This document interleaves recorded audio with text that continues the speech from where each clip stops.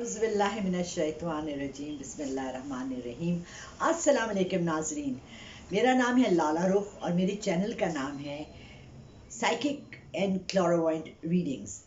मैं ये चाह रही हूँ कि मैं लोगों की ज़िंदगी में जो छोटे छोटे या बहुत बड़े बड़े मसले हैं उनको हल करने का उनको खुद रास्ता बताऊँ। प्लीज़ इसलिए आप सबसे दरख्वास्त है कि मेरे चैनल को लाइक करें, शेयर करें और आखिर तक देखें। आज का एपिसोड बहुत ही ज़्यादा अमेजिंग और अलग है। ये चीज़ आपने पाकिस्तान के लोगों में बात करते हुए इस टॉपिक्स पर और इन चीज़ों पर नहीं देखा होगा। मुझे सबसे ज़्यादा जो फ़ोन आते हैं वो आते हैं शादीशुदा लोगों की ज़िंदगी में डिस्ट्रस्ट। डिस्ट्रस्ट एक ऐसी चीज़ है जब आप दोनों एक दूसरे पे एतमाद नहीं करते, जब आप एक दूसरे का एतमाद तोड़ते हैं तो वहाँ से ज़िंदगियाँ टूटती हैं।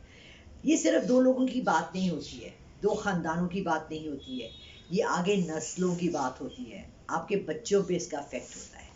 अल्लाह करे कि आज के इस वीडियो को देखकर आप लोग अपने को थोड़ा सा बेहतर ज़िंदगी में सोशल स्टैंडिंग में छोड़े। आपका मकाम क्या है, आपके पास गाड़ी कौन सी है, आपके पास घर कौन सा है, इन तमाम चीज़ों की अहमियत नहीं है। आप कितने अच्छे इंसान हैं, इसकी अहमियत है। यहाँ मैं एक पॉज लेती हूँ क्योंकि मैं समझती हूँ कि इस्लाम जो है वो आपको एक मुकम्मल और अच्छा इंसान बनने की तरबियत देता है। अब मुझे बताएं कि हम में से कितने लोग हैं जो दर हकीकत प्रैक्टिसिंग मुस्लिम। प्रैक्टिसिंग का ये मतलब नहीं है कि आपने 5 वक्त की नमाज पढ़ ली। प्रैक्टिसिंग का ये मतलब नहीं है कि आपने रमज़ान के महीने में रोज़े रख लिए। प्रैक्टिसिंग का ये मतलब नहीं है कि आपने सिर्फ ज़कात दे दी। प्रैक्टिसिंग का ये भी मतलब नहीं है कि आप उम्रा या हज कराएं। ये तो 5 सतून है जिससे आपकी डेफिनेशन होती है कि आप मुसलमान हैं। मुसलमान का असल ईमान जो है उसका अच्छी पर्सनालिटी और अच्छा इखलाक होना है। अब बताएं, हम लोग कितनी जगह है जहाँ पर हम लोग अपने इस मयार से जो हमने दूसरों को जज करने के लिए रखा होता है। मैं सबसे बड़ी बुरी औरत जो लोगों को ये कहती हूँ, अरे यार ये तो इस तरह करता है, ये इस तरह करता है, ये झूठ बोल रहा है, ये ईमानदार नहीं है, इसने आज मुझसे इस तरह से बात की, इसका एटीट्यूड ये है, इसको ईगो प्रॉब्लम्स है, इसको साइकोलॉजिकल प्रॉब्लम्स है। आप लोग मुझे फ़ोन करते हैं मुझसे डायरेक्शन लेने के लिए, मुझसे मदद लेने के लिए। शायद मैं आपके मयार पे पूरी नहीं उतर सकती, इसलिए सबसे पहले हमें अपने आप को ठीक करना है। इसलिए आज की कहानी मैं अपने आप से शुरू करती हूँ। मैं लाला रुख एक बहुत एवरेज नॉर्मल सा इंसान हूँ जिसकी कोई ख़ास हैसियत नहीं है, जिसको आप लोगों ने इस वक्त इतना इम्पोर्टेंस दिया है कि आप लोगों ने मुझे एक मकाम दे दिया है। अब मैं आपको बताऊं कि असल में ये मकाम जो होता है ये अल्लाह आपको देता है, कोई इंसान आपको नहीं दे सकता है, कोई बंदा आपको नहीं दे सकता है। जो जिस कुर्सी पे बैठा है, जिस जगह बैठा है, अल्लाह की मर्जी से बैठा है। लेकिन वो ज़ात जो हमें ये मकाम देती है, क्या अपने अमल में हम उसके बारे में सोचते हैं? सबसे बड़ा खन्नास जो हमारी सोसाइटी में है, जिसने हमें बहुत तबाह किया हुआ है, वो है ईगो प्रॉब्लम। ईगो कहते हैं उस चीज़ को जो आपके दिमाग के बैक में होती है, जहाँ पर कि आप बचपन से अपने घर की बैकग्राउंड को लेके चलते हुए आप लोगों को जज करते हैं। अगर हम रिलेशनशिप से, अगर हम अपने ख़ानदानों से, अगर हम अपने रिश्तों से ईगो निकाल लें और झुक जाएं सबके सामने, हर रिश्ते में माँ बाप के सामने झुकना तो हमारा फ़र्ज़ है, हम पर फ़र्ज़ है। मियाँ बीवी के सामने झुके, ये तो सोसाइटी सिखाती ही नहीं है। औरत को कहती है कि मर्द के आगे झुक जाओ, जबकि उसके पाँव के नीचे जन्नत है। सोचिए, वही फिर माँ बनती है ना, उसने मियाँ के आगे झुकना है। ये हमारी सोसाइटी का नॉर्म है।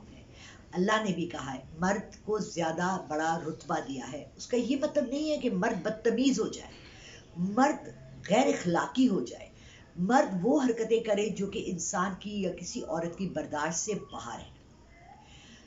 अव्वल तो शादियां हमारे यहाँ 80% अरेंज्ड मैरिजेस होती हैं, जिसमें लड़के ने लड़की को और लड़की ने लड़के को नहीं देखा होता। ख़ानदान एक दूसरे को, बाज़ दफ़ा रिश्तेदारों में शादी होती है, मगर ये रिश्ता ऐसा है शादी का जिसमें कि एक नया रिश्ता जन्म लेता है।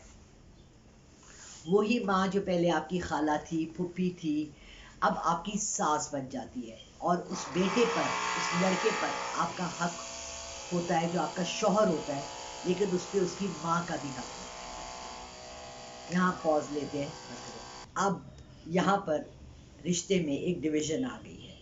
وہ بیٹا، اسی ماں کا بیٹا، آپ کی پھپھی کا بیٹا، خالہ کا بیٹا، چچا کا بیٹا، ماموں کا بیٹا، اب آپ کا شوہر ہے اور وہ اس کا بیٹا ہی ہے۔ یہاں ایک ڈیوائڈ آ جاتا ہے۔ یہاں بالکل کلیئر نہیں ہے کہ ماں کے کیا حقوق ہیں اور بیوی کے کیا حقوق ہیں۔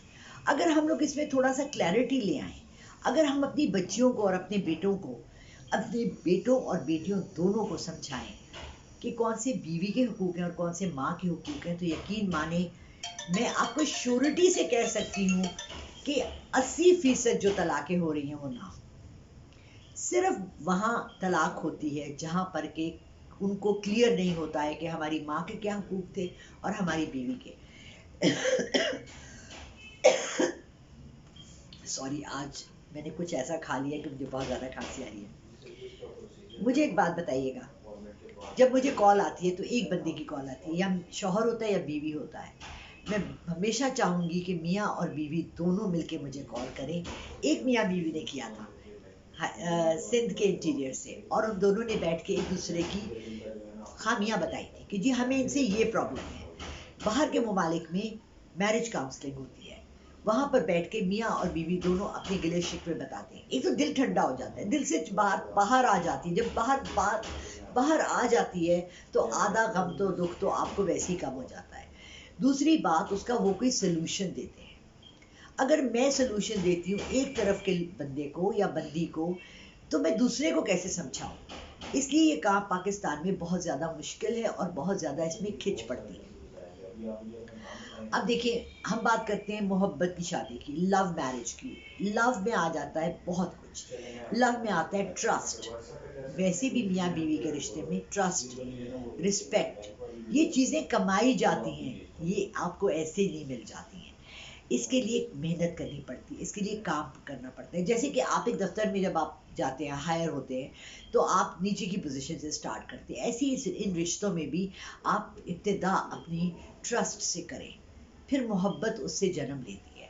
جہاں ٹرسٹ نہیں ہے، جہاں اعتماد نہیں ہے، جہاں کہ آپ کو یقین نہیں ہے کہ آپ کا پارٹنر آپ کا ہمدرد ہے، وہاں محبت کیسے ہوگی؟ اور اگر محبت تھی اور بعد میں وہ ٹرسٹ نہیں رہتا، تو پھر وہ محبت ختم ہونا شروع ہو جاتی ہے۔ اچھا، ہمیں بہت عادت ہے کہ ہم لوگ جو ہے نا اپنے عیبوں پہ پردے ڈالتے ہیں۔ اب میں یہ نہیں کہہ رہی کہ میں یہاں بیٹھ کے آپ کو اپنے عیب بتاؤں، میں یہ بھی نہیں کہہ رہی، مگر انسان کو اپنا محاسبہ یا اپنی اسٹڈی یا اپنے بارے میں خود تو جاننا چاہیے نا کہ وہ کیا ہے۔ دوسری بہت بڑی چیز جو ہماری سوسائٹی کو تباہ کی ہوئے وہ ہے جھوٹ۔ آج میں آپ کو اکبر اور بیربل کا ایک واقعہ سناتی ہوں، بہت مزے کا واقعہ ہے۔ اکبر بادشاہ نے بیربل سے کہا کہ بیربل، آپ کو پتا ہے نا بیربل اس کا وزیر تھا جو بہت عقل مند تھا۔ بیربل، مجھے ایک بات بتاؤ، کتنے لوگ ہیں جو جھوٹے اور دھوکہ دینے والے ہیں؟ اس نے کہا اگر ہمارے اوپر چیکس اینڈ بیلنسز نہ ہوں، اگر ہمارے اوپر کوئی دیکھنے والا نہ ہو، تو ہم تو 99% کیا کہ 100% ہی ہم سبھی ایسے ہیں۔ اکبر بادشاہ نے کہا ہے ایسا ہو سکتا ہے؟ تمہارا مطلب ہے کہ ہر انسان دنیا میں بدنیت، بےایمان اور چور ہے اگر اس کے اوپر یا تو اللہ کا خوف نہ ہو، یا پولیس کا خوف نہ ہو، یا سوسائٹی کا خوف نہ ہو؟ بیربل نے کہا جی بادشاہ۔ اس نے کہا ایسا تو میں نہیں مانتا۔ اس نے کہا چلے تو میں آپ کو بتا دیتا ہوں، آپ ایسے کریں، ایک بہت بڑا سا حوض بنوائے۔ اکبر بادشاہ نے اپنے اور کام والوں کو بلایا اور کہا کہ کل شہر کے بیچ میں ایک بڑا سا حوض بنا دیا جائے۔ حوض بنانے کے بعد انہوں نے کیا کیا کہ اس وقت میں آپ کو پتہ ہے یوٹیوب تو ہوتا نہیں تھا اور واٹس ایپ بھی نہیں تھا، تو وہ نکارہ بجوایا اور کہا کہ ہر آدمی جو اس شہر میں رہتا ہے، ہر گھر والا 1 لیٹر یا 1 کلو دودھ اس میں ڈال دے۔ یہ بادشاہ کا حکم ہے، لیکن وہاں کوئی آدمی کھڑا نہیں ہوگا دیکھنے کے لیے، یہ سب آپ نے اپنی طرف سے کرنا ہے۔ اور اس کے اوپر اس نے تختے ڈال دیے تاکہ نظر نہ آئے کہ کیا ہے۔ اب बीरबल ने तो सही कहा था, हम पे जब तक चेक्स एंड बैलेंस ना हो तो हम सारे चोर और बेईमान हैं अंदर से, और सबसे बड़े हम झूठे भी हैं। दूसरे दिन क्या हुआ, सारे लोग आते गए और एक एक लीटर डालते गए, सारा दिन ये चलता रहा, लोग आते रहे, डालते रहे, डालते रहे, डालते रहे। जब सुबह हुई तो बादशाह ने कहा, हाँ बीरबल बताओ। उन्होंने कहा, आए बादशाह साहब, मैं आपको दिखाता हूँ। उन्होंने जब उसके ऊपर से वो लकड़ी हटाई जो ढक्कन की दरार थी, तो अंदर देखा तो सारा पानी था। क्योंकि सब सोच रहे थे कि यार मेरे 1 लीटर से क्या फर्क पड़ना है, औरों ने तो दूध डाला है, मैं 1 लीटर पानी डाल दूं। इस तरह सारे के सारे शहर के लोगों ने उसमें सिर्फ पानी डाला। यही हमारा हाल है। जहाँ वक्त आता है हमारे चेक्स एंड बैलेंस हम पर नहीं है, आप जब अपने कमरे में अपनी बेगम के साथ अकेले होते हैं तो आपको कोई भी नहीं देख रहा होगा। वहाँ आपका क्या रवैया होता है वो सिर्फ आपकी बीवी देख रही होती है। मैं जब अकेली अपने कमरे में होती हूँ यहाँ, तो सिर्फ मेरा अल्लाह देख रहा होता है कि मेरा पास जो टाइम है, क्या मैं वो टाइम किताब पढ़ने में गुजार रही हूँ, गेम्स खेलने में गुजार रही हूँ, गाने सुनने में गुजार रही हूँ, कितना टाइम मैं नफल पढ़ने और इबादत में गुजार रही हूँ। ये मेरे और मेरे अल्लाह के दरमियान होता है। लेकिन क्या हम लोग कोई भी एक्शन करते वक्त ये सोचते हैं कि अल्लाह हमें देख रहा है और उसने हमें इस अमल का बदला देना है? नहीं। अगर हम सिर्फ ये सोच लें कोई भी काम करते वक्त, किसी की जायदाद हड़प करते हुए, किसी के साथ ज्यादती करते हुए, किसी के साथ बदनीयती करते हुए, मैंने 37 साल दफ्तरों में गुजारे हैं, मैंने 37 साल नौकरियां की हैं, और हर नौकरी में मैंने 2 से 4 ऐसे लोग देखे, हर ऑर्गेनाइजेशन के अंदर, जिनका काम सिर्फ दूसरे को नीचा दिखाना और दूसरे को जलील करना होता था। उनका अपना क्या काम होता था वला आलम मुझे नहीं पता। उनकी प्रोडक्टिविटी क्या होती थी, बस सिवाय इसके कि वो यहाँ की बात वहाँ और वहाँ की बात यहाँ करे, औरों को नीचा दिखाएं और इसमें वो ऊपर चढ़े। ये चीज़ हमें अपने अंदर से निकालनी पड़ेगी।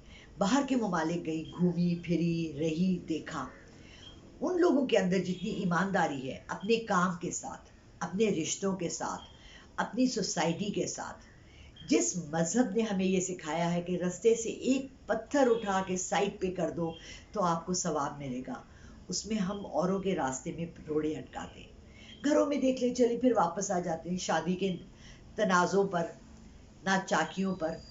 आग लगाने वाला कौन होता है, उसको भड़काने वाला कौन होता है, उसको उस हद तक ले जाने वाला कौन होता है कि जहाँ एक मियाँ और बीवी में तलाक होती है।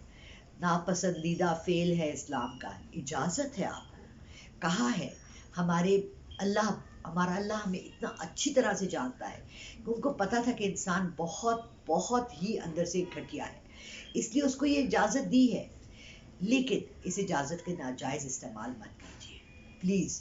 अपने घरों को जन्नत बनाइए, अपने अंदर से ईगो निकाल लीजिए। मेरे एक जानने वाले हैं, बहुत अजीज़ है मुझे, और उनकी सबसे खूबसूरत आदत ये है कि अगर वो बाज़ दफ़ा गलती नहीं भी करते तो आई एम सॉरी कह देते हैं, और वहीं पर मेरे दिल में उनकी इज्जत बहुत ज़्यादा हो जाती है। और यही उनके रिश्ते निभाने की वजह है, और इसीलिए उनके रिश्ते मजबूत और लॉन्ग टर्म चलते हैं। अब मैं चाहती हूँ कि मैं लोगों आप सबको ये भी बताऊँ अपने इस वीडियो में कि मैं क्या काम करती हूँ। प्लीज़, मैं ना इस्तिखारा करती हूँ, ना मैं जायजा काट निकालती हूँ, ना मैंने कोई अमलियात किए हुए हैं। मैं आपको मदद करती हूँ वहाँ जहाँ कोई फैसला करना होता है। अल्लाह ना करे अगर आपके रिश्तों में कोई दरार पड़ गई है, आपने प्रॉपर्टी खरीदनी है, आपने तालीम का फैसला करना है कि आपको कहाँ जाना चाहिए, आपको 2 जगह से ऑफर आई है जॉब की, आप मुझे फ़ोन करें, मैं अपनी साइकिक रीडिंग से आपको बताऊंगी कि कहाँ बेच रही है।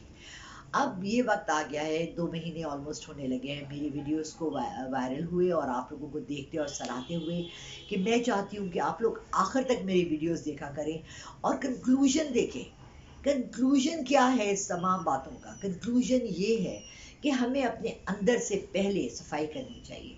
हमें अपने अंदर से पहले ये तमाम चीज़ें, क्या मैंने इस वक्त में ये काम इसलिए किया कि मैं दुनिया को दिखाना चाहता था कि मैं कितना स्ट्रांग हूँ? ट्रैफिक में जब आप फंसते हैं, आप देखते हैं अक्सर गाड़ियों वाले लड़ाई कर रहे होते हैं, किसका हक है पहले निकलने का। क्या हम अपनी टाइम मैनेजमेंट सही कर रहे हैं? क्या अपनी ज़िंदगी की मैनेजमेंट सही कर रहे हैं? क्या हम अपने रिश्तों की मैनेजमेंट सही कर रहे हैं? जहाँ हम अपने कोई ईगो निकाल देंगे और दूसरे को पहले जगह देंगे। लंदन में गई, हम मुझे पहले दिन ही बहुत अजीब लगा। खालू ड्राइव कर रहे थे और हम जा रहे थे सौदा लेने के लिए। थोड़ी देर बाद वो ऐसे हाथ उठाए, मैंने कहा खालू आप क्या कर रहे हैं? कहने लगे बेटा उसका राइट था जाने का, जिसका राइट था वो उसने ब्रेक लगा दी और मुझे कहा आप पहले जाए। मैंने उन्हें कहा थैंक यू। आपने कितने लोग सड़क पे देखे जो ये करते हैं? नहीं ना, कभी नहीं देखा ना। हम सबसे पहले जाना चाहते हैं, हम घर से देर से निकलेंगे, सारी जल्दी हमें सड़क पर होगी। इसी तरह सारी सारी आपकी जो नफ्सियाती बीमारियां हैं और जो आपके रिश्तों में मसले हैं, वो बीवियों के साथ क्यों निकलते हैं? आपके घर में उससे पहले भी तो औरतें थी। आप अपनी माँ को रिस्पेक्ट देते हैं, अपनी बहनों को रिस्पेक्ट देते हैं ना।